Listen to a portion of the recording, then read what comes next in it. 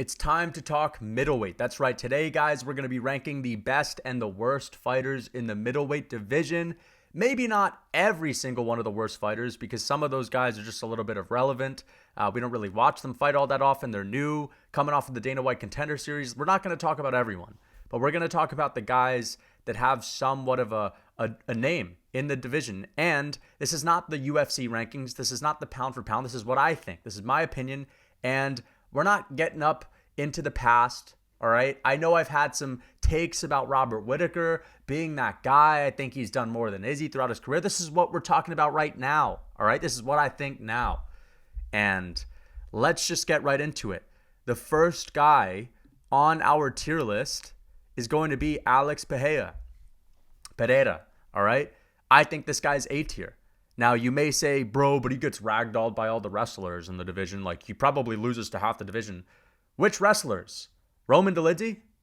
Roman Dolidze is not a guy that has good wrestling at all. The guy is really good on the ground. He's dangerous on the ground, but he's not that great of an offensive wrestler.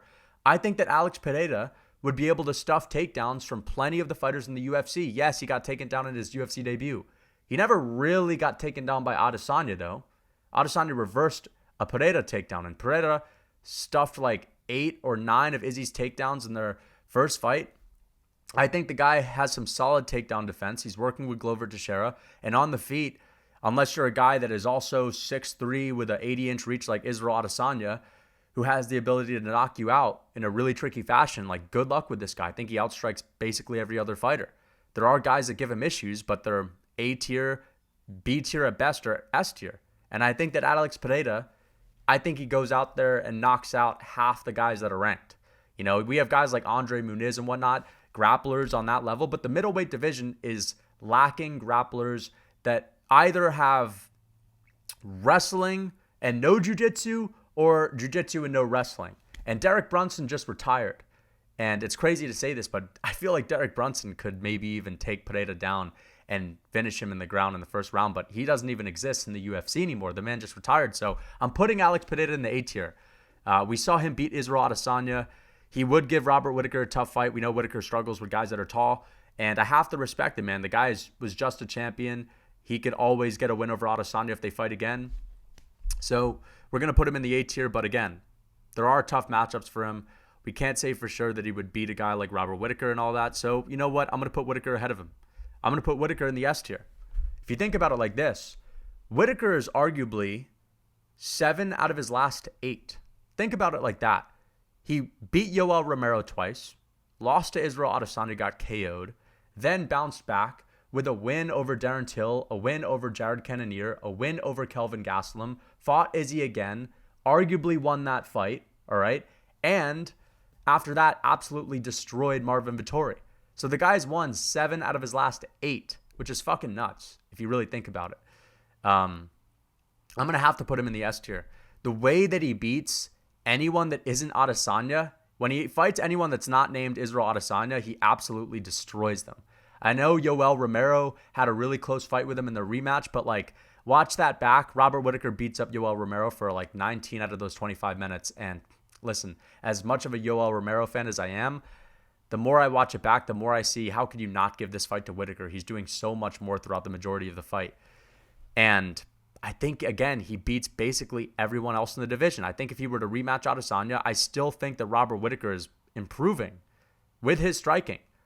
I rewatched the Kelvin Gastelum fight and compared it to the Marvin Vettori fight, and it was night and day. And Whittaker 50-45'd Kelvin Gastelum, dominated him, and he still looked a lot faster, crisper, cleaner against Marvin Vettori. He's still improving. I think he knows that he has a hole in his ground game. Namely, he doesn't really finish guys or mount off a lot of damage down there, but I think he's working on that for guys like Pereira, or, you know, I think he's working on that for guys like Adesanya. And phenomenal takedown defense. Again, if you're not a 6'4" striker with an 80-inch reach who has unreal takedown defense, like, you're not giving him issues. So Whittaker probably beats everyone else, and I think he double legs Pereira and chokes him out pretty easily, actually. That's what I have to say. Next up, Adesanya, S tier. And I'm going to put him ahead of Robert Whittaker now, just because of all the title defenses. His win over Whittaker in 2019, that is, was way better than Robert Whittaker's close fight with Adesanya in 2022. And yes, he's had a bunch of close fights. Yes, he's taken L's to guys like Alex Pereira, to guys like Jan Blachowicz. But nonetheless, man, he still is defending his title time and time again. And the win over Alex Pereira is incredibly impressive. That is the toughest striking matchup for Adesanya in the UFC. He was 0-3 to this man. And think about what that does to you mentally. In order for him to go in there and knock this man out in the second round, I mean, you have to give him all the credit in the world. That was an extremely impressive performance. And again, KO'd him. I think Adesanya really stepped up during those training camps to fight Alex. It seems like he was kind of cruising throughout his career, especially in that Cannonier fight, the Marvin Vettori fight, but he stepped it up big time. And I believe that because he's taken on 3 strikers in a row now, and before that, Robert Whittaker, who's like a hybrid, I think he has, in a way, been leveling up, because I've always been under the impression that since this guy left kickboxing, he started to decline a little bit, focusing on wrestling a lot, focusing on grappling. And I think that now that he's fought Alex 2 times in a row, his striking is sharpened up again, and he's really going to put it on all the strikers. So the only guy I really see competing with him is Alex Pereira, which probably is not going to happen again since he's going to 205. Robert Whittaker, which again is a really tough fight for Whittaker. It's going to be a close fight, and it's a dangerous fight for Whittaker. I don't think Whittaker can hurt Adesanya on the feet. I think he needs to take him down, and I think he needs to fight the well-rounded 5-round approach. And, of course, Khamzat Chimaev. But Khamzat, I'm not even going to talk about him on the tier list, because the last fight he had at middleweight was in 2020, and it was over one guy that's not even ranked. So he's not on my tier list yet. So anyway, I think Adesanya is the clear number 1 guy in the middleweight division. He's done enough. 1A and 1B, him and Whittaker. But again, that win over Whittaker in 2019 kind of seals the deal of who has had the more impressive win. So I have to put him slightly above Robert Whittaker, and I have to put both of these guys over Alex Pereira.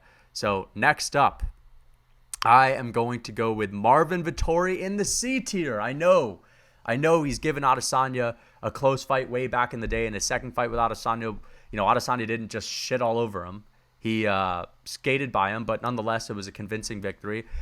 But who has Marvin Vettori really beat? Roman Dolidze might just be his most impressive win ever, because it was really close. He beat Paulo Costa, but Paulo Costa doesn't have a single win over anyone in the UFC and failed to knock out Luke Rockhold when everyone's hyping up this man's power. Paulo Costa, in my opinion, is a D-tier middleweight. I think he has overrated power. His cardio is dog shit. He seems to have taken his foot off the gas ever since the Adesanya fight, in which he made shitloads of excuses. That was Adesanya's easiest fight ever. Literally, Adesanya's easiest fight ever. Vettori was able to hit Adesanya. Vettori was able to stay in there for 5 rounds. Vettori was able to take him down. Paulo Costa looked like ass, all right? And you look at his fight with Yoel Romero, okay, fine. This was Paulo before he had gotten humbled, before he had gotten messed up by Izzy, but I feel like that was such a one-off, man. I really do. And I think that Yoel actually won that fight. I really do. So I think that if you got a guy in Marvin Vettori that beats Paulo Costa, that was just out there beating a Roman Dolidze, I think both of these guys are pretty mediocre, but we're talking about the middleweight division. This is the most mediocre division that there is in the UFC, the most top-heavy division that there is in the UFC. These are the guys up here that are actually like highly regarded with their skills. Everyone else is just kind of like one-dimensional. In Vittori's case, he gets by on his chin, his toughness, his cardio, and his hard work, but the talent's not really all that there. Still looks a little bit mediocre with his striking. He got absolutely shit on by Robert Whittaker. Yeah, dude. You're going to have to at least have a little bit of a tougher fight with these guys in order to be higher up there. And yeah, again, Costa, the guy hasn't had a single win over anyone in the UFC. The only people that he's knocked out are guys like Uriah Hall, old man Johnny Hendricks. And I'm not impressed with that. And I think that performance over Rockhold, yeah, he won, but he actually looked worse than Rockhold despite winning. That was pathetic from him. And I know it was in Salt Lake City.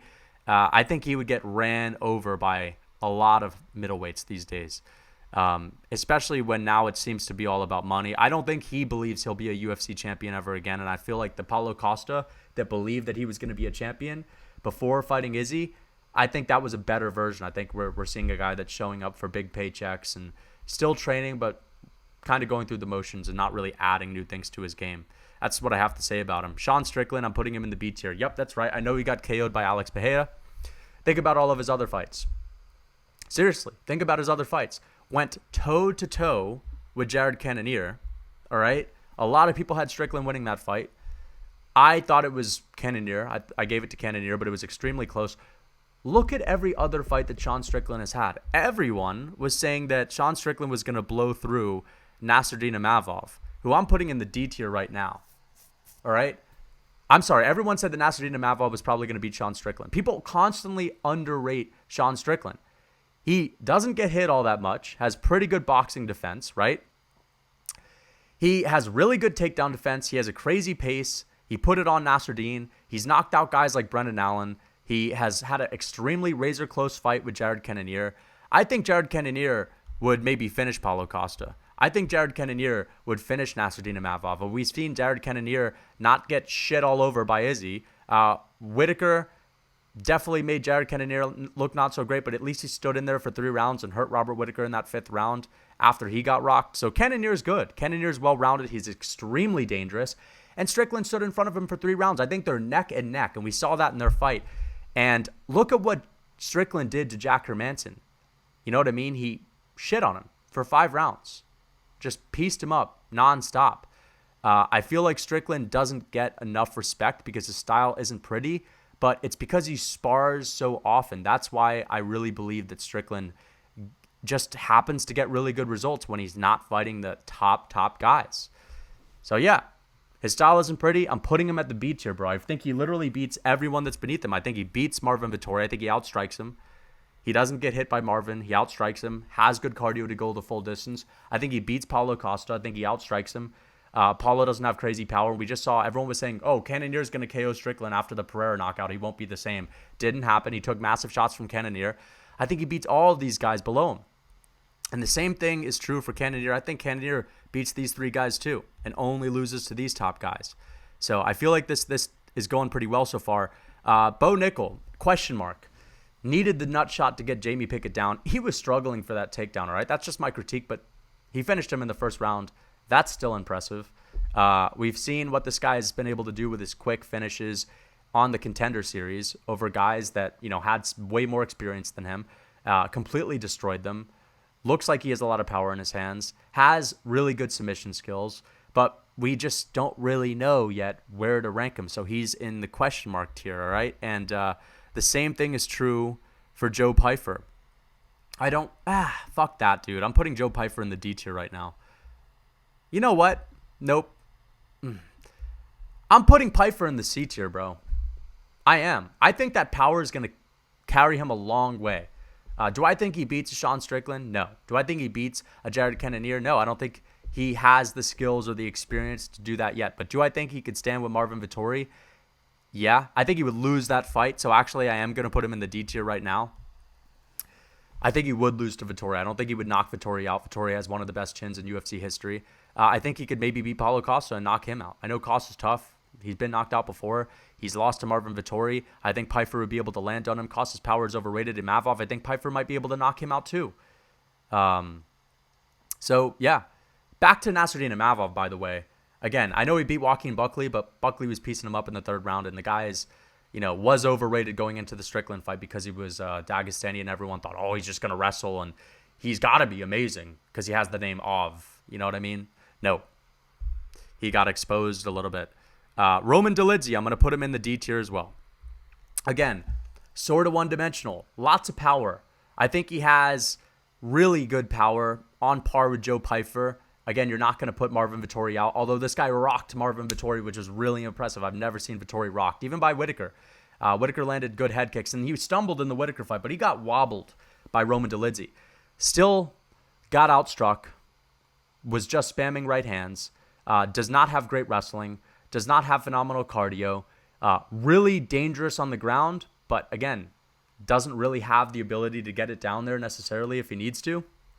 And on the feet, he's kind of just a big puncher, like most of the other middleweights. I mean, that's kind of the thing about the middleweight division. It's just big punchers and one-dimensional grapplers, if you really think about it. And then a couple of really, really high-level strikers and then a hybrid in Whittaker. That's what the division is.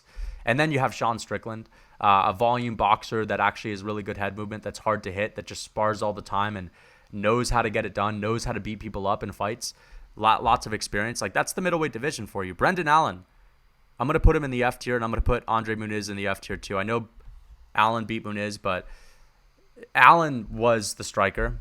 He got outstruck by Andre Muniz, the jiu-jitsu guy. And both of them looked bad in the striking. And Muniz got exposed, got choked out by Brendan Allen. I think he had a dominant position in that fight too at one time. Wasn't able to do anything with it. Got choked out. I think Brendan Allen and Andre Muniz lose to everyone above them on this tier list. I'm not impressed with them. Again, one-dimensional in Andre Muniz. Brendan Allen obviously showed that he wasn't so one-dimensional, but like his striking is not that good at all. And I almost feel like his grappling is better than the striking, man. Yeah, F tier in my opinion. All right, Dricus du Plessis. Where are we going to put Dricus? I think Dricus is in the D tier. I think he's in the C tier. Dricus is tough.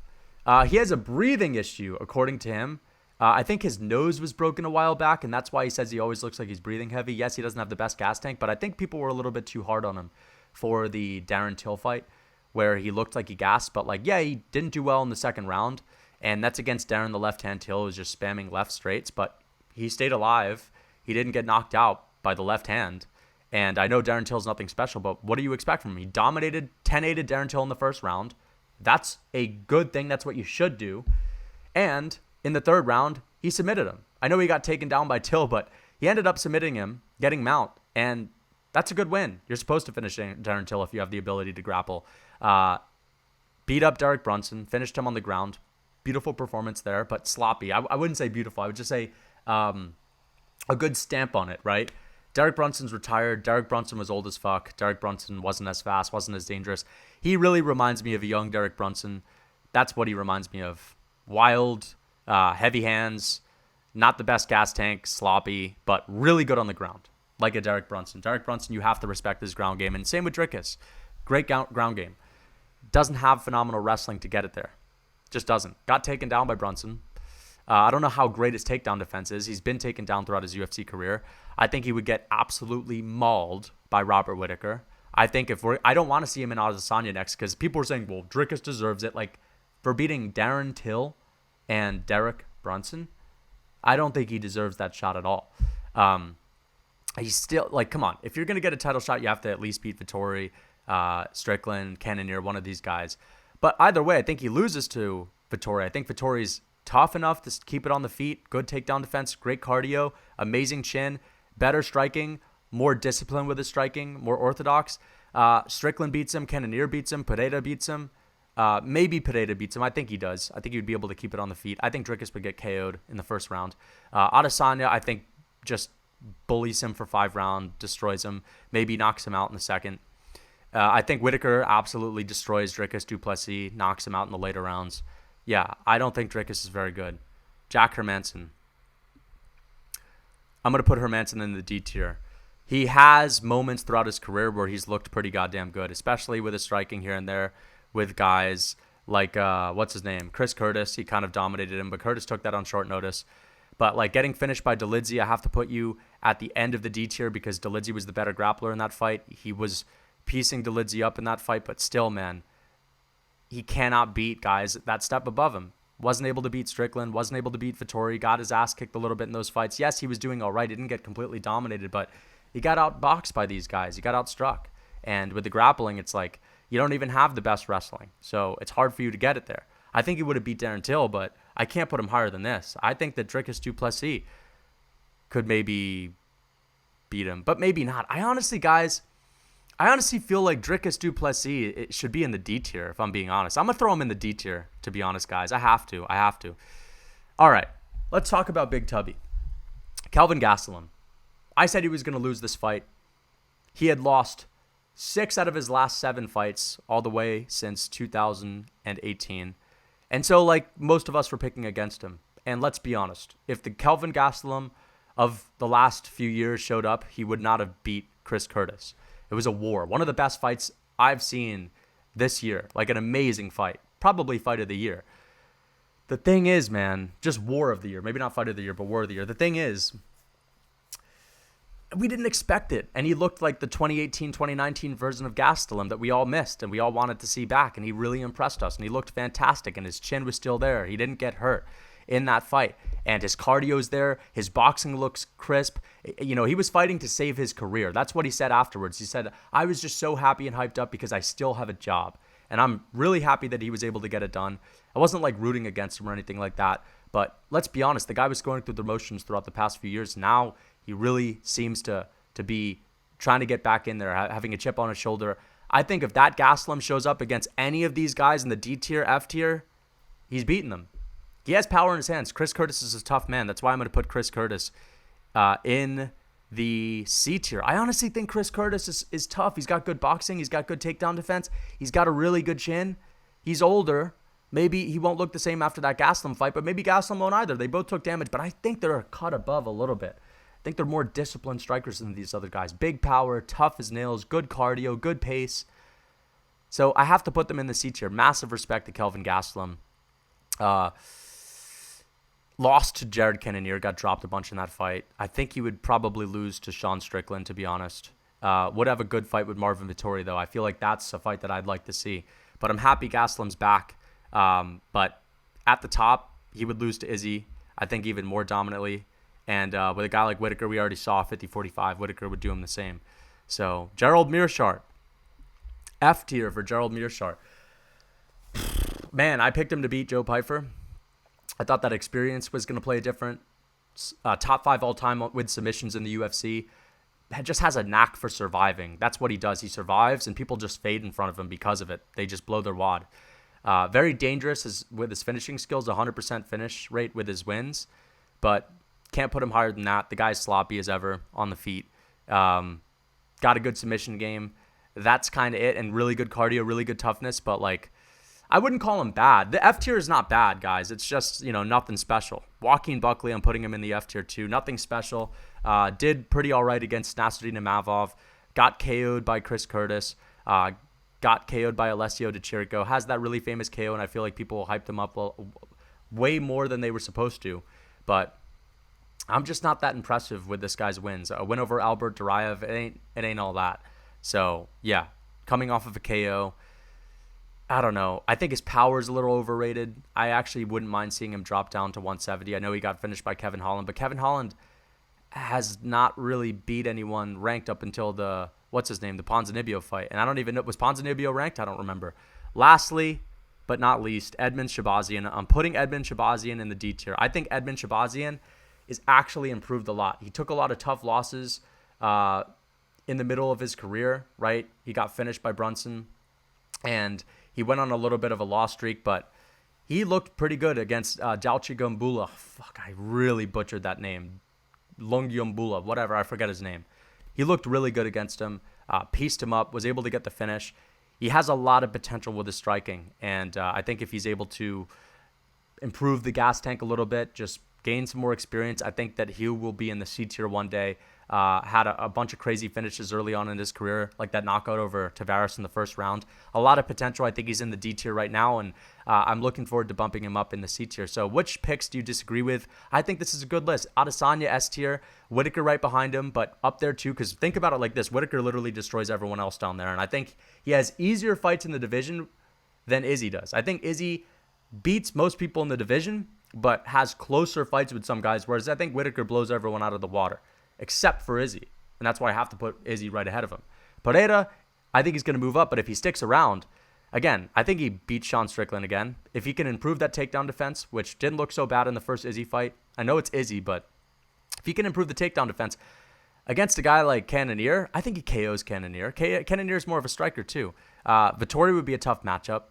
Gastelum, tough matchup, but I feel like he could maybe knock Gastelum out if Gastelum can't take him down. Of course, that's always the case. If you can't take him down, he's going to knock you out, most likely. And, you know, Chris Curtis, I think Pereira knocks this man out. Same thing with Delidze. Same thing with du Plessis. Same thing with Paulo Costa. Unless Costa gets a fight IQ and actually dedicates himself to grappling, then in that case, he would be really good. But I think Costa's the most overrated fighter in this division, in my opinion. I think the list is pretty solid. The question mark, Bo Nickel, we have to wait and find out. I hope you guys enjoyed this video, the middleweight tier list. Until next time.